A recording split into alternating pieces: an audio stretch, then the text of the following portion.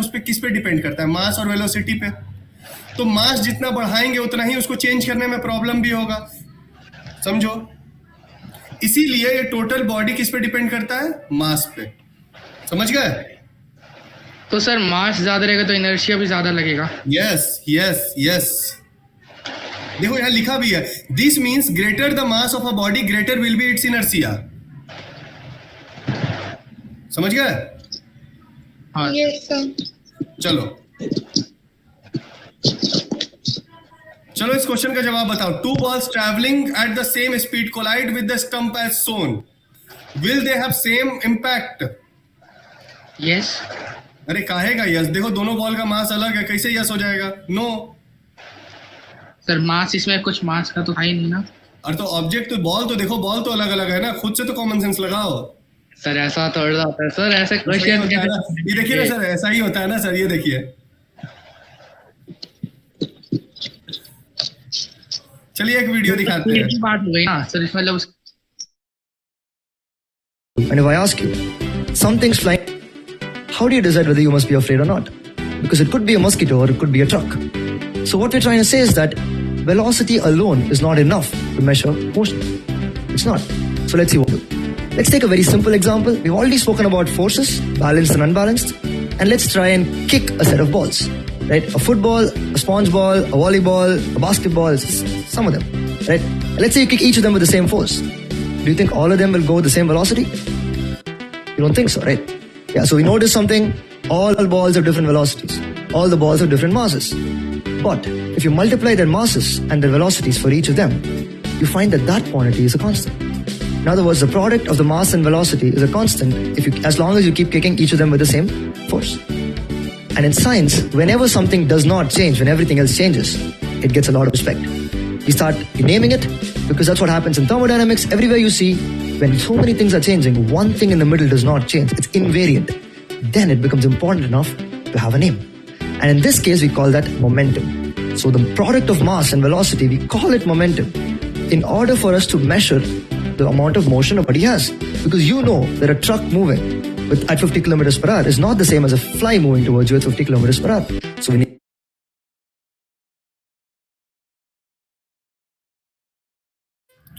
Guys, my voice is audible? Sir अब समझ में आया कि सर एक 50 किलो का चीज हो और एक 5 केजी का चीज हो, दोनों के चलने में मूवमेंट में अंतर है। सर बट वो अगर वो जो 4 बॉल का एग्जांपल दिया था उसमें सर वो चारों कांस्टेंट कैसे होंगे? कौन सा? सर वो एग्जांपल देता ना 4 बॉल का, उनका मास भाई तो देखो, पहले एक चीज समझो, पहले मोमेंटम को समझा देते हैं। देखो क्या होता है मोमेंटम। ये तुम लोग का सीबीएसई के पॉइंट ऑफ व्यू से फिक्स 2 नंबर का क्वेश्चन आता है, लिख लो इसको। The product of mass and velocity is called momentum, लिख लो इसको। और ये सारे चीजों को नोट आउट कर लो, पहले नोट आउट कर लो, फिर मैं समझाता हूँ क्या है।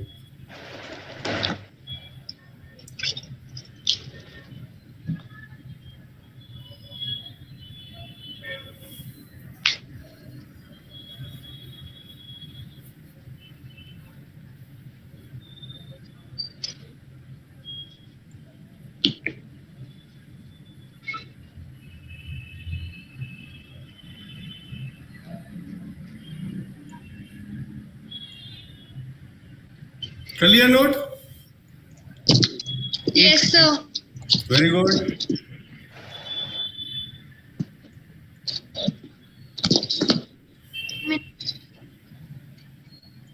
गायत्री लिख लिया बेटा? Yes sir. रुपेश कर। हाँ सर। चलो देखो सर क्या है ना, ऐसा यूनिट को कैसे बोलेंगे? क्या बोले? ऐसा यूनिट इसका जो है ना उसको कैसे प्रोनाउंस करेंगे? केजी मीटर पर सेकेंड।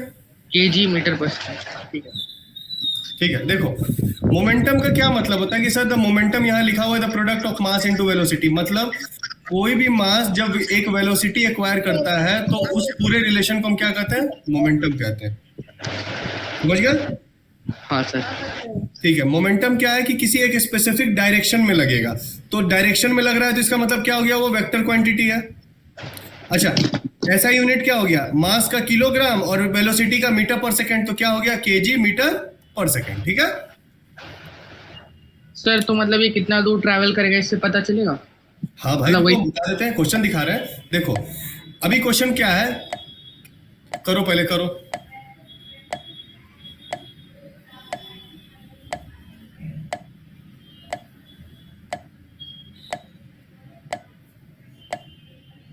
गायत्री जल्दी।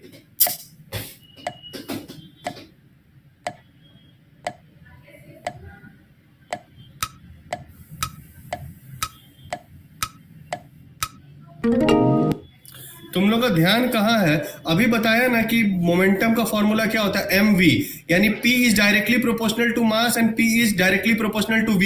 अब v के जगह पे 2v लिखेंगे तो मोमेंटम भी तो हमारा 2 ही टाइम्स हो जाएगा ना बेटा। सर मैंने करेक्ट किया था ना? हाँ गायत्री, चाहे तो तुम अपने घर के प्रॉब्लम्स को बात कर लो, चाहे तो पढ़ लो। यहाँ पे मेरे को सब समझ में आ रहा है कि कौन कितना यहाँ पढ़ाई कर रहा है, कौन कितना यहाँ पे अपने घर में बिजी है। एंड बेटा मैं बार बार आपको कह रहा हूं कि it is a physics, it is not the history class की क्लास के बाद आप लर्न कर लीजिएगा। प्लीज ट्राई टू सर, एक understand, please focus here. Sir एक क्वेश्चन पूछूं? हाँ बोलो। सर अगर इस केस में अगर मास को डबल करते तो भी इसका आंसर डबल ही होता था ना? हाँ सही, बहुत अच्छा क्वेश्चन पूछा, बहुत अच्छा क्वेश्चन। अगर और P अगर की जगह दो- एक मिनट सुन लो, P क्या है, डायरेक्टली प्रोपोर्शनल मास है और P डायरेक्टली प्रोपोर्शनल V है। अब M के जगह पे 2M कर दो तो भी हमारा 2P हो जाएगा, और V के जगह पे 2V कर दो तो भी हमारा 2P हो जाएगा, और दोनों को 2 टाइम्स बढ़ा दो तो 4P हो जाएगा। बात खत्म है। सर आपको तो पता चल गया मैं क्या क्वेश्चन पूछने वाला। हाँ मेरे को पता था ना, ठीक है। ये क्वेश्चन जल्दी से करो सब, बहुत इजी क्वेश्चन है, बहुत इजी क्वेश्चन है।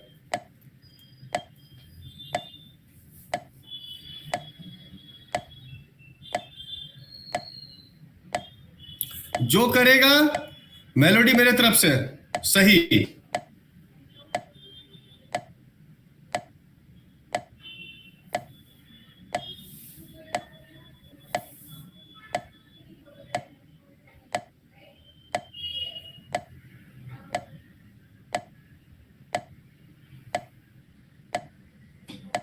जल्दी।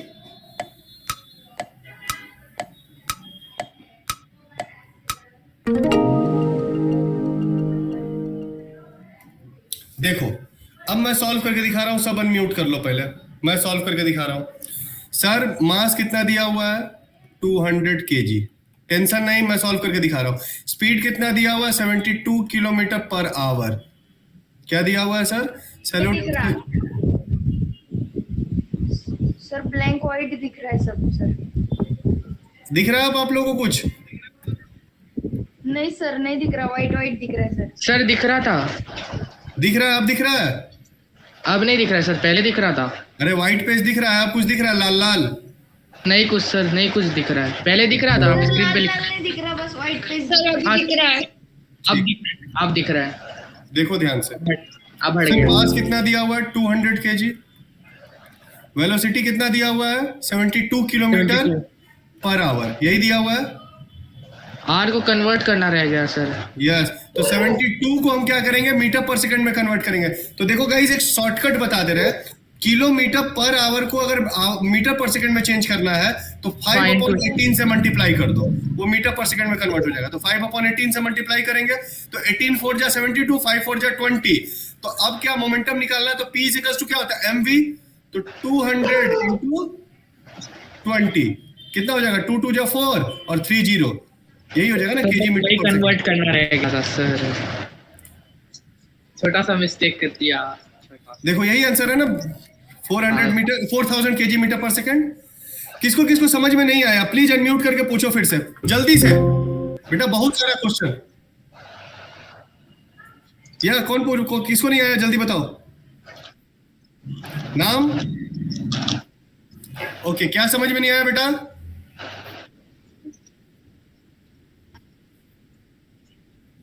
देखो वो एक शॉर्टकट है बेटा कि मीटर, देखो केजी मतलब किलोमीटर पर आवर को जब आप मीटर पर सेकंड में कन्वर्ट करते हैं उसको 5/18 से मल्टीप्लाई कर देना, ठीक है। अरे क्यों, देखो 1 किलोमीटर में कितना होता है, 1000 मीटर, और 1 आवर में कितने सेकंड्स होते हैं, 3600। काटोगे तो कितना आ रहा है, 5/18 ही आता है ना बेटा। ये सब 6 7 की चीजें हैं।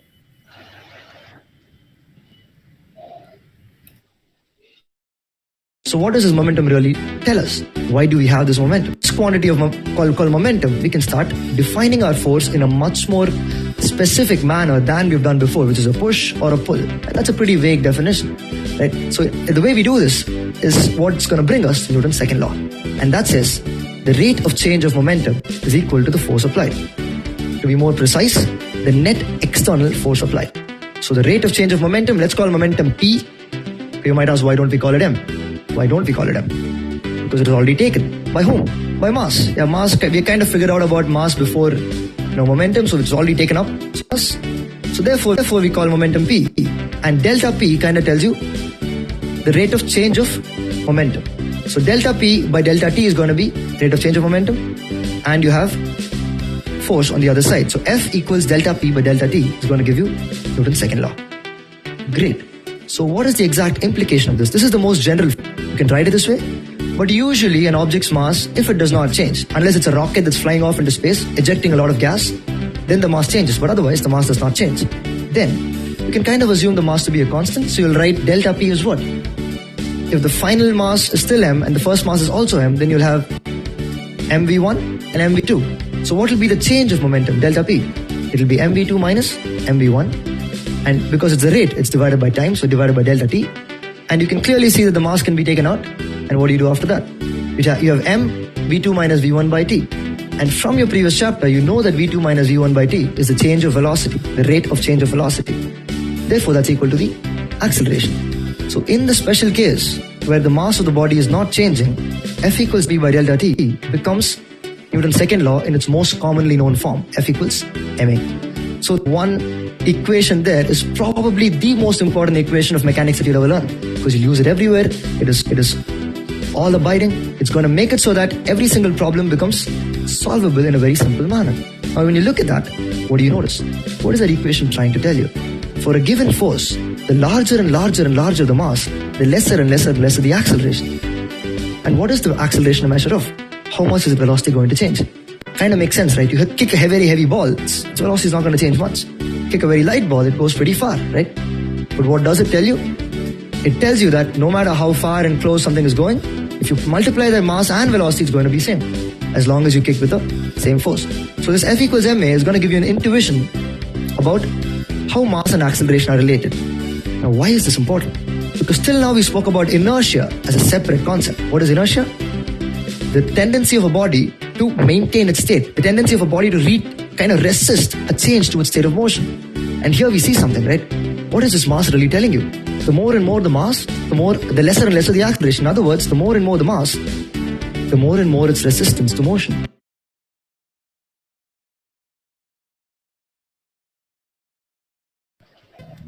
Guys, my voice is audible? Yes, sir. Okay. देखो कुछ नहीं, मैं समझा रहा हूँ, पहले सुन लो, रुक जाओ। देखो हमारे पास दो फॉर्मूले हैं जो जीवन में हमें ध्यान रखना है। एक पूरा फिजिक्स में, मतलब पूरे फोर्स में F इजिकल्स टू ma, जिसको न्यूटन का सेकंड लॉ भी कहा जाता है। मतलब फोर्स जो है डायरेक्टली प्रोपोर्शनल है मास के सर, और फोर्स डायरेक्टली प्रोपोर्शनल है एक्सेलरेशन के, ठीक है। अच्छा, हम लोग मोशन चैप्टर से ये फॉर्मूला पढ़ के आए, a equals to v minus u upon t। किसी को कोई प्रॉब्लम यहाँ से? नहीं। इस a के वैल्यू को यहाँ पुट कर दो तो क्या बनेगा? F equals to m v minus u upon t। किसी को कोई प्रॉब्लम यहाँ तक? सर एक चीज पूछना था। बोलो सर अगर एक तो मतलब जो ये है वेलोसिटी, मतलब इनिशियल और फाइनल की तो दिया रहेगा, नहीं तो एक्सेलरेशन क्या रहेगा अगर क्वेश्चन आता है तो? मैं क्वेश्चन पे भी आया हूँ रुपेश, पहले ये बताओ। जनरली पूछ रहा था।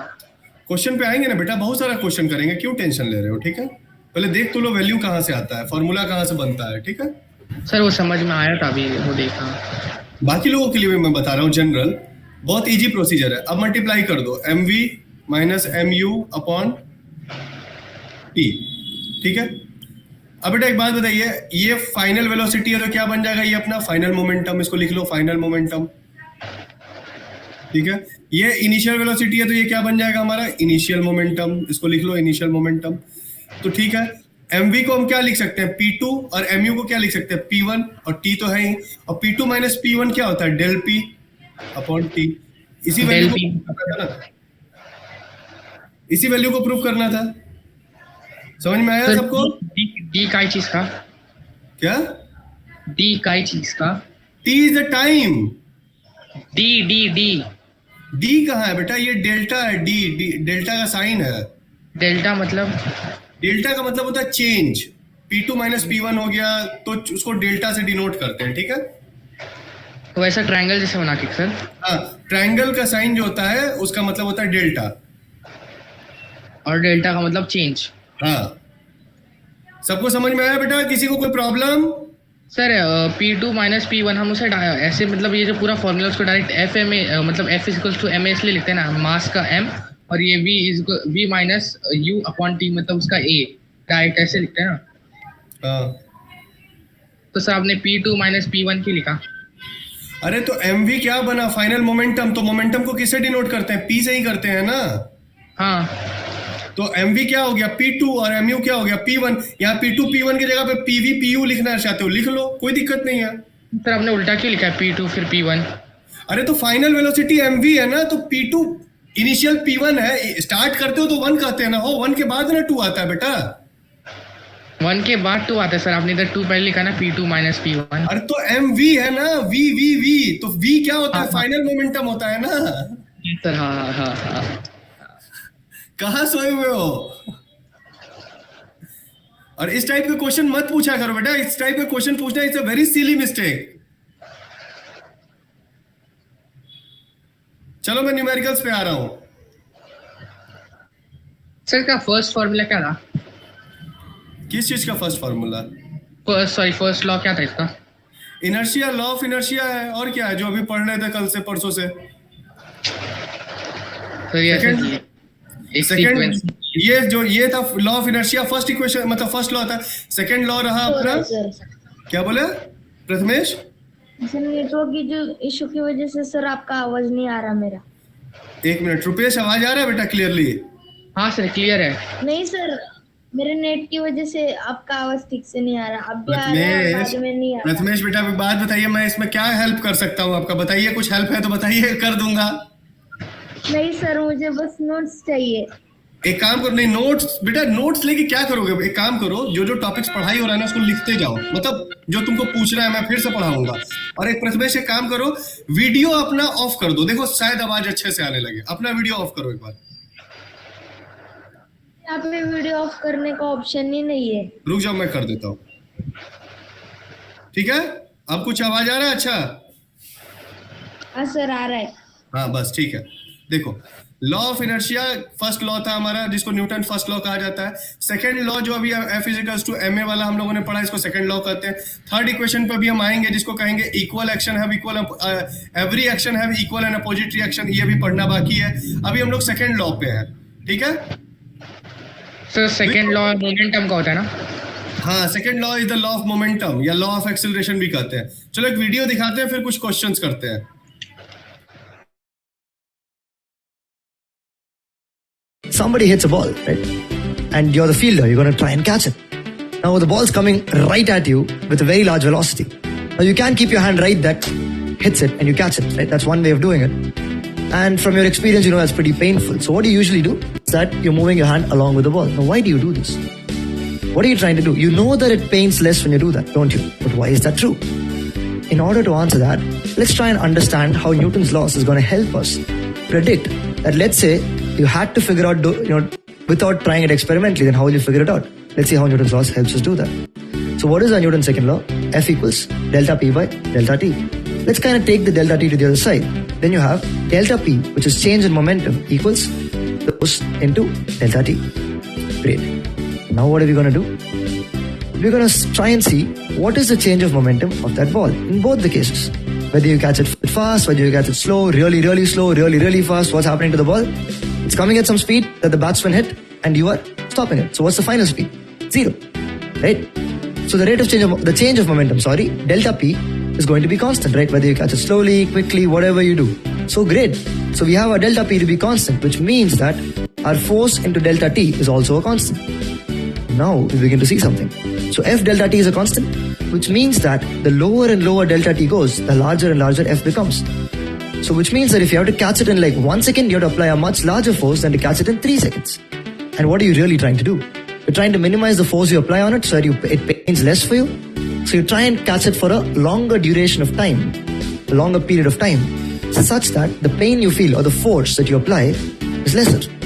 So a pretty good example in our real world of how Newton's laws help us predict which scenario is better to follow in something in real life.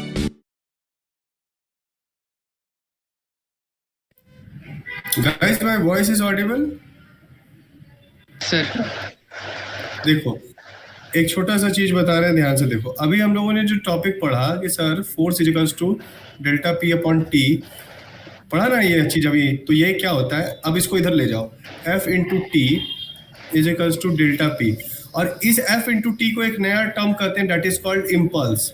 लिख लो, कभी एक नंबर के क्वेश्चंस में आता है कि what is the definition of impulse, तो sir the product of force into time and time is known as impulse, clear है? The product of force and time is known as impulse. इसीलिए sir अगर हम time बढ़ाएंगे किसी भी object का तो उसका इम्पल्स उतना ही उस पर इफेक्ट पड़ेगा। अब जैसे तुम लोग को एक एग्जांपल बताते हैं, जैसे मान लो कि ये 10 मीटर का बिल्डिंग है, दो केसेस है। एक में क्या हुआ कि यहाँ से कोई छलांग मारा और नीचे कंक्रीट का मतलब समझो कि रोड था, तो ज्यादा चोट लगेगा उसको। अब क्या हुआ कि 10 मीटर का बिल्डिंग है, नीचे क्या है कि सैंड है, मतलब रेत है। अब वो कूदेगा तो क्या होगा, सैंड में उसका वो नीचे चलते चला जाएगा, जिसमें क्या है कि टाइम ऑफ इम्पैक्ट बढ़ जाएगा, तो उसको कम चोट लगेगा। समझ गए? तो टाइम ऑफ इम्पैक्ट अगर हम बढ़ाएंगे तो हमारा फोर्स क्या होगा, कम हो जाएगा। देखो यहीं से दिख रहा है ना कि force is inversely proportional to time. Time बढ़ाओ, फोर्स कम हो जाएगा। समझ गए? हाँ सर। चले आगे। हाँ बोलो। पर मुझे उसका वो फॉर्मूला का कैसे कैलकुलेट किया मुझे नहीं समझ में आया। एक minute. Anyone have any doubt?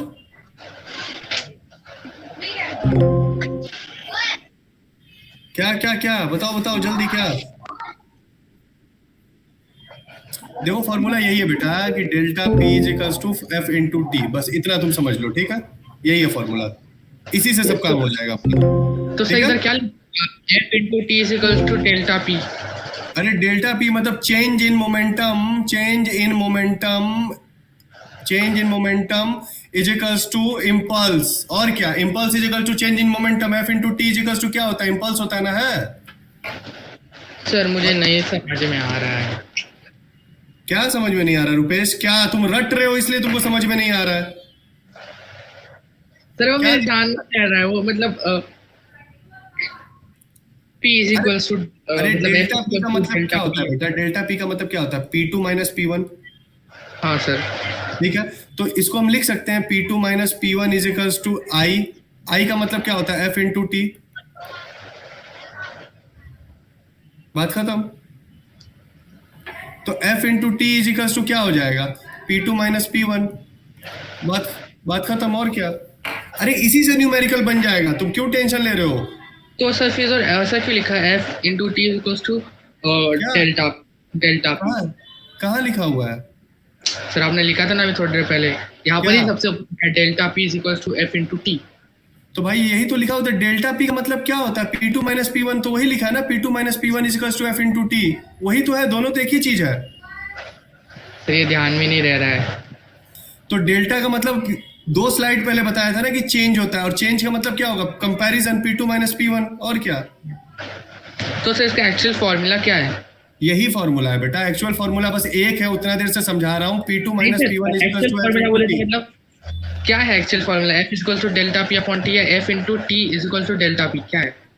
दोनों में से दोनों लिख लो ना, दोनों का मतलब तो एक ही है। लो F इज इक्वल टू क्या हो गया? Delta P upon T, cross multiply करना है, करो नहीं करना है छोड़ दो, यही है फॉर्मूला। सर आपने तीसरा लिख दिया ये। अरे ये दूसरा कहाँ लिखा?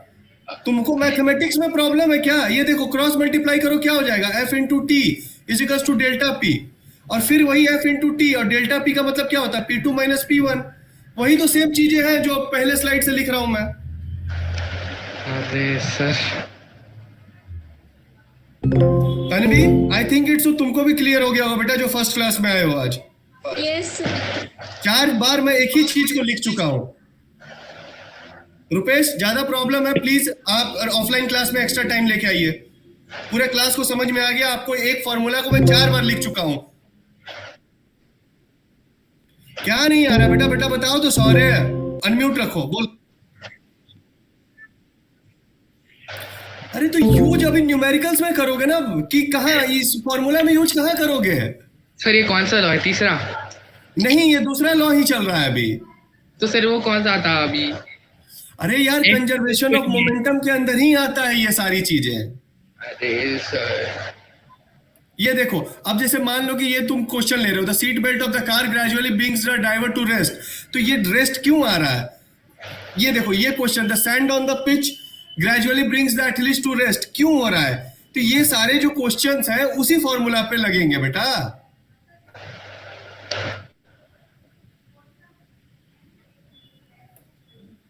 अच्छा देखो, ये यही है ना क्वेश्चन, यही क्वेश्चन है ना, देखो यही फॉर्मूला है ना। हाँ सर।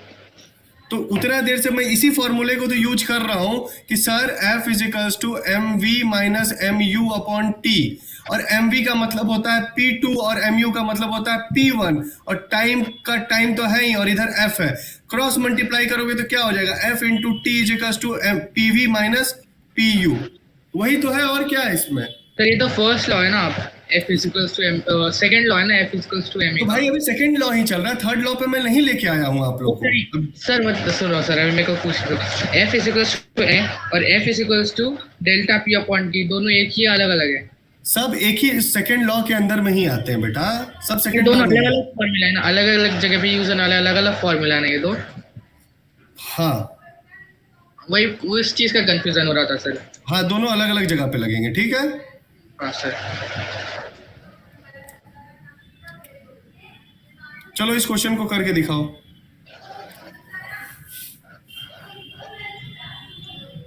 एक मिनट का टाइम दे रहा हूं, करके दिखाओ, और अगर नहीं बनता है तो इसको नोट आउट करो, घर पे कोशिश करो, फिर भी नहीं बनता है तो फिर यहाँ लेके आओ, तब मैं बताऊंगा। क्यों सर, आप नहीं बताओगे आज? नहीं बताऊंगा, अभी बहुत सारे क्वेश्चन है, ये बहुत इजी क्वेश्चन है, इसीलिए मैं बोल रहा हूँ बेटा। सब कुछ दिया हुआ है, देख लो, सब कुछ दिया हुआ है, ध्यान से देखो, सब कुछ दिया हुआ है, देख लो, सब कुछ दिया हुआ है।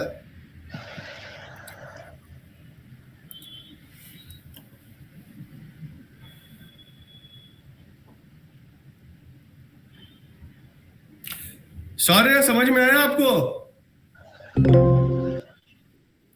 समझ में आया आपको? पक्का? अभी आप अनम्यूट रखिएगा बेटा, प्लीज म्यूट मत कीजिए। सर यहाँ पे मतलब यूज कौन सा करना है? F इक्वल्स टू m वाला ही ना? नहीं नहीं, मेरे को नहीं पता, मैं न्यूमेरिकल दिया हूं तुमको सॉल्व करने के लिए, कोशिश करो।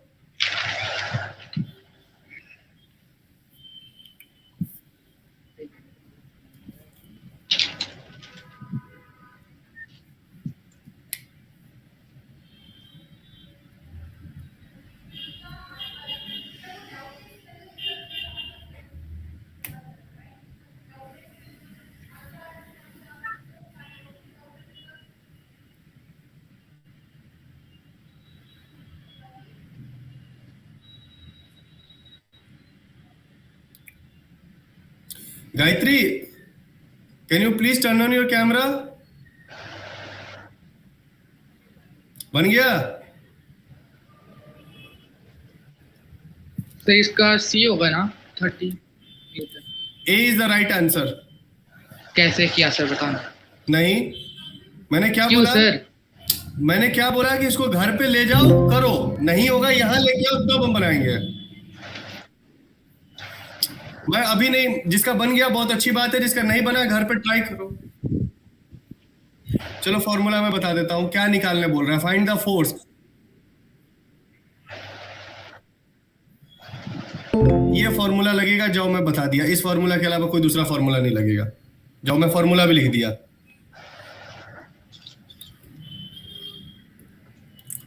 देखो अभी जो मैं बताया कि इम्पल्स क्या है, यही चीज बता रहा था ना। इम्पल्स का मतलब क्या होता है? फोर्स इनटू टाइम, लिखवा दिया अभी आप लोग को।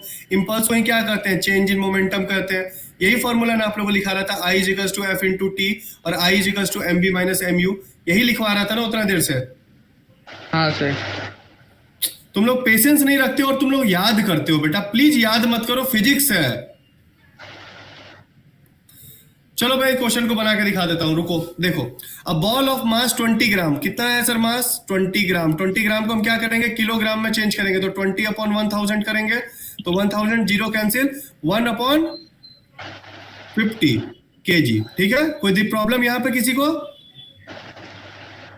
सर बॉल तो 20 ग्राम का है ना, तो 20 ग्राम को 1 अपॉन 50 kg लिखेंगे ना, kg में कन्वर्ट करना पड़ेगा ना। हाँ हाँ। फिर इसके बाद क्या बोल रहा है, was thrown with a velocity of 80 metre per second towards the wall. Wall की तरफ कितने स्पीड से फेंका गया है सर? 80 मीटर पर सेकंड की स्पीड से। ठीक है, after colliding with the ball bounces back with the velocity of 20 metre per second, determine its impulse. ठीक है, तो क्या निकालना है sir? I is equals to क्या होता है, एफ इंटू टी, यही होता है फॉर्मूला इंपल्स का। हाँ सर। कोई दिक्कत? अच्छा, आई निकालने के लिए एफ और टी दोनों का वैल्यू निकालना पड़ेगा, तो सर हमारे पास पहले क्या निकालना पड़ेगा, एफ। तो एफ का वैल्यू क्या होता है, एम इंटू ए। कोई दिक्कत नहीं सर। ठीक है, ए भी नहीं दिया हुआ है, तो ए किससे निकालेंगे? इनिशियल वेलोसिटी दिया हुआ है, सॉरी इनिशियल फाइनल दोनों दिया हुआ है, तो ए निकालेंगे उससे। ए निकालने के बाद क्या होगा, एफ सर टाइम तो दिया नहीं है ना, निकाल लेंगे। और क्या है बेटा, इजी क्वेश्चन है, करो। सर टाइम तो दिया ही नहीं है ना, एक्सेलरेशन निकालने के लिए दोनों दिए है, मतलब इनिशियल और फाइनल दिए हुए, पर ये टाइम नहीं दिया है। कोशिश, अब बेटा थर्ड इक्वेशन होता है ना जहां पर टाइम नहीं होता है, V square equals to U square plus 2s, यहाँ तो बिना टाइम के भी निकलता है ना सब कुछ यहाँ से।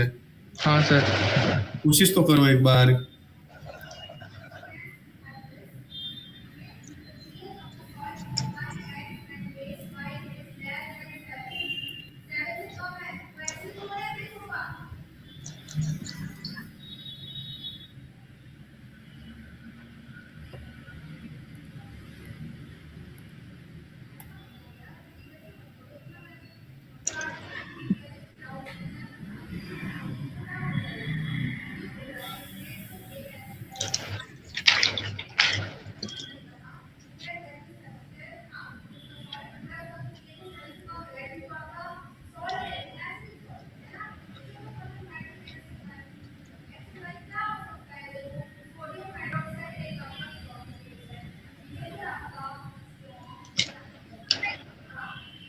सर आप पूरा एक बार सॉल्व करके दिखाओ ना, आगे का समझ में नहीं आ रहा है कैसे सॉल्व करना है। चलो छोड़ो, एकदम ध्यान से देखो, खाली मेरे को तुम लोग ये बता देना कि बॉल का वेट कितना ही सब है, मैं न्यू स्लाइड्स करके बता देता हूँ। देखो ध्यान से, बॉल का मास कितना था सर, 20 ग्राम।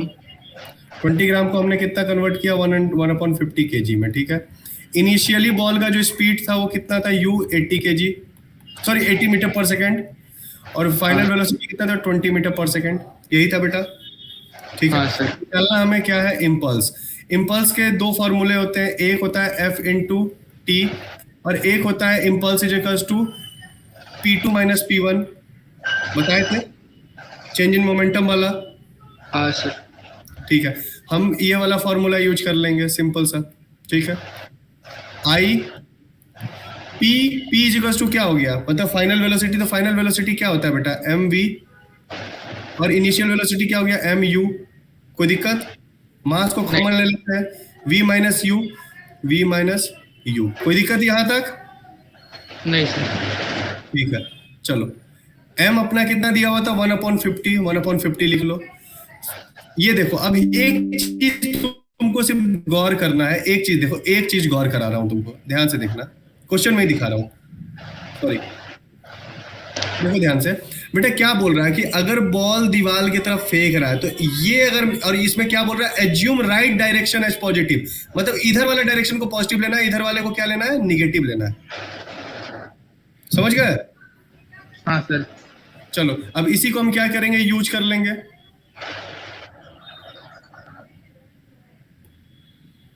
सर ये नेगेटिव पॉजिटिव किस लिए दिया था, वैसे कंफ्यूज करने के लिए? नहीं, हाँ नहीं, ये इसलिए, अब मान, सही बात है, एक डायरेक्शन को तुम अगर पॉजिटिव ले रहे हो तो दूसरे को निगेटिव लो, या अगर इसको निगेटिव ले रहे हो तो इसको तो पॉजिटिव लो, किसी एक को तो लेना ही पड़ेगा ना। तो क्या हो जाएगा, 20 माइनस 80, और सॉरी 20 प्लस 80 हो जाएगा। तो क्या हो गया? minus 120 minus 80. अरे सॉरी, MV, एक मिनट रुको, हाँ सॉरी, देखो MV माइनस MU था, तो MV अपना कितना था? 80, और MU क्या हो जाएगा? माइनस ऑफ माइनस 20, तो माइनस माइनस क्या हो गया? प्लस हो गया। तो 1/50 और 80 प्लस 20 कितना होता है? 100। 50 को 100 से करेंगे कितना आ जाएगा? 2 आ जाएगा। तो आंसर क्या हो जाएगा? 2 न्यूटन सेकेंड। ये देखो सर मुझे वो लास्ट स्टेप थोड़ा समझ में नहीं आया। कौन सा? लास्ट स्टेप जो मैथ्स का था, वो माइनस माइनस दोनों कहाँ से आया? देखो, एक तो पॉजिटिव था ना, 80 को मान लो पॉजिटिव था, तो 20 का डायरेक्शन क्या हो गया? माइनस में। और V माइनस यू था, तो माइनस पहले से बीच में था। तो वहाँ पर ऐसा कुछ लिखा नहीं है -20 कैसे आया? अरे यार, अभी बताया तो कि इधर जा रहा है तो पॉजिटिव ले रहे हैं, तो इधर आएगा तो निगेटिव ले रहे हैं ना सर। एक डायरेक्शन तो निगेटिव हो गया ना। 80 सर इनिशियल था, इसलिए उसको मतलब पॉजिटिव रह गया, और जो 20 था वो फाइनल था, इसलिए नेगेटिव अरे जाता। नहीं भाई, ऐसा कुछ नहीं है। तो फिर तुम समझो कि देखो क्या लिख रहा है, 80 मीटर पर लाइटिंग लिखा है, इसलिए मतलब वो बैक आ रहा है, रिटर्न आ रहा है, इसलिए वो नेगेटिव। हाँ, this is the only reason.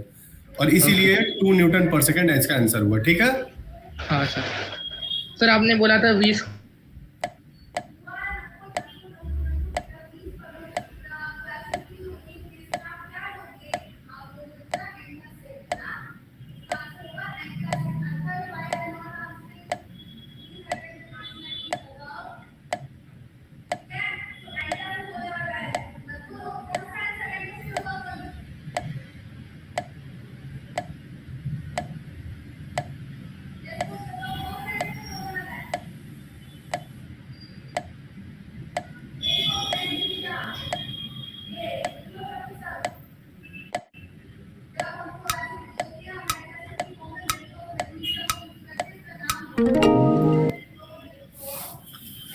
क्या गाइस बताइए, क्या दिक्कत आया इसमें? कुछ नहीं सर, फॉर्मूला ध्यान में नहीं रहा, इसलिए सॉल्व नहीं हुआ। चलो कोई बात नहीं।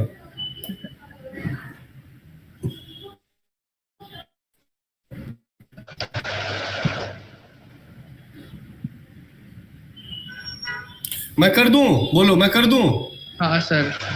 देखो क्या बोल रहा है, बॉल का मास कितना है बेटा? 200 ग्राम। 200 ग्राम बोलने का मतलब क्या हो गया? 1/5 kg। कोई प्रॉब्लम? नहीं सर। केजी, ग्राम को केजी में कन्वर्ट किया। वेलोसिटी कितना दिया हुआ अपने पास? 10 मीटर पर सेकंड। ठीक है। क्या निकालने बोल रहा है? इम्पल्स। नहीं है। क्या बोले? इधर फाइनल वेलोसिटी दिया ही नहीं है। हाँ, ये दिया हुआ है ना, इनिशियल दिया हुआ है, फाइनल नहीं दिया हुआ है। कोई दिक्कत नहीं है, कोई दिक्कत नहीं है। एक मिनट, यहाँ फोर्स का वैल्यू तो दे दिया ना। फोर्स दे दिया, एक मिनट रुकना, एक मिनट। फोर्स दे दिया, टाइम दे दिया, एक मिनट। टाइम अगर 0.4 सेकेंड है। एक मिनट बेटा रुक जाना, मेरे को बस कांस्टेंट्स को देख लेने देना एक बार।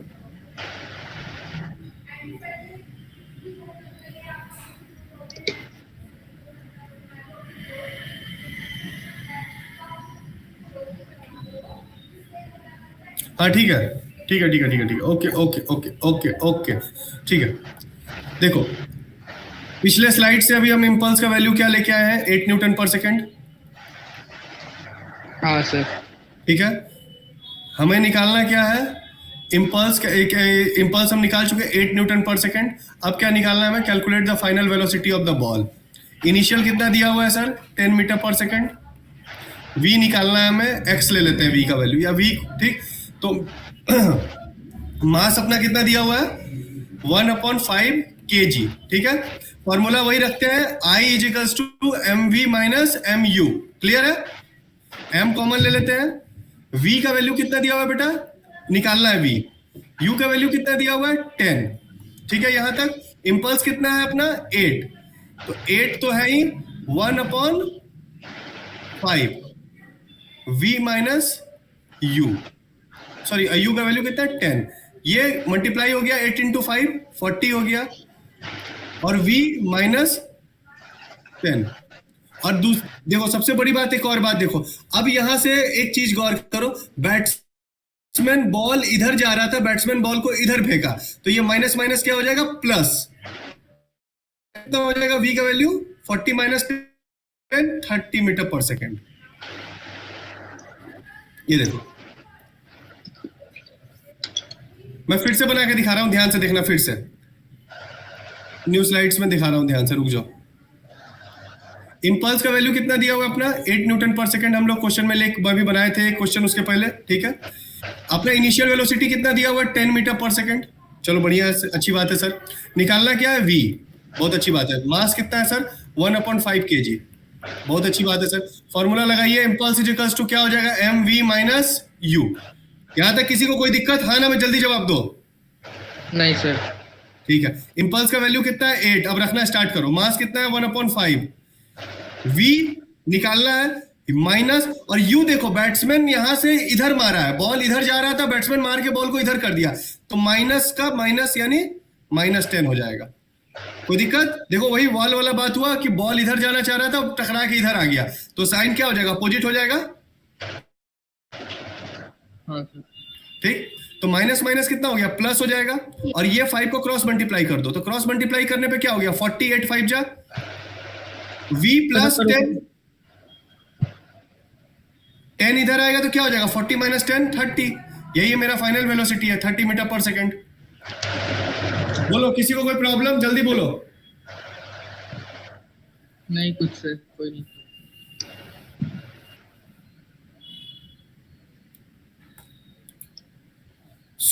अभी तक हम लोगों ने क्या देखा बेटा, मोमेंटम का क्या होता है definition, product of mass into velocity. Second law क्या था, change of momentum with respect to time, यानी rate of change of momentum, ये मेरा क्या था सेकंड लॉ था। इसी सेकंड लॉ में हमने दो फॉर्मूले पढ़े, ये वाला और ये वाला। इंपल्स क्या होता है, the product of force into time, या चेंज इन मोमेंटम को हम क्या कहते हैं, इंपल्स कहते हैं। बताओ यहां तक कोई डाउट? नहीं सर। अब देखो तीन चीजें एक ध्यान रखना, तीन चीजें। First sir law of inertia के बारे में हमें पढ़ना है, जो भी क्वेश्चन होगा नोट करना है। Second sir second law of motion, second law of force के बारे में पढ़ना है, that is F is equals to ma, F is equals to mv minus u upon t, F और F into T is equals to mv minus u, ठीक है, और I is equals to mv minus u। ये कुछ फॉर्मूलों पे हमें numerical solve करना है ताकि हमारा हाथ फ्री हो जाए, और जो भी नहीं बनेगा सबको नोट करके यहां लाना है तुमको मेरे पास, ठीक है। हम बैठे हुए हैं, 20 क्वेश्चन करो, 20 क्वेश्चन में से 20 क्वेश्चन नहीं होगा, इससे ज्यादा तो कुछ नहीं हो सकता है, हम बैठे हैं, ठीक है। लेकिन 20 क्वेश्चन पढ़ो तो सही बेटा, पढ़ोगे नहीं तो कैसे काम चलेगा। मैं क्या बोला कि 20 क्वेश्चन में से 20 क्वेश्चन नहीं होगा, इससे ज्यादा तो एब्सर्ड कुछ नहीं हो सकता है, समझो बात को, ठीक। लेकिन 20 क्वेश्चन करना है अपने लोग को, ठीक है। So guys offline homework, online homework, सारा होमवर्क करना है, एक्स्ट्रा पढ़ के आना है, और जब भी हम आपके पास आए आपको क्वेश्चन पूछना है। फिजिक्स अब यहां से सिर्फ न्यूमेरिकल्स पे बात होगा, एक बार न्यूमेरिकल करना सीखोगे फिजिक्स में मजा आ जाएगा तुम लोग को, समझ गए। हाँ सर। कोई डाउट? क्लास समझ में आया कि नहीं आया, पहले ये बताओ। सर समझ में आया, पर अब जो न्यूमेरिकल्स में मतलब वो होता है, थोड़ा कंफ्यूजन होएगा। देखो बेटा वो प्रैक्टिस करते करते होगा, एक दिन में तुम चाहोगे कि तुम न्यूमेरिकल्स के राजा हो जाओ, तो तुम न्यूमेरिकल्स के राजा नहीं हो सकते। थोड़ा प्रैक्टिस करो, थोड़ा पेशेंस लगाओ, थोड़ा सा उसमें टाइम दो, अपने आप सही होगा, ठीक है। हाँ सर। ठीक है बेटा, तो मैं यही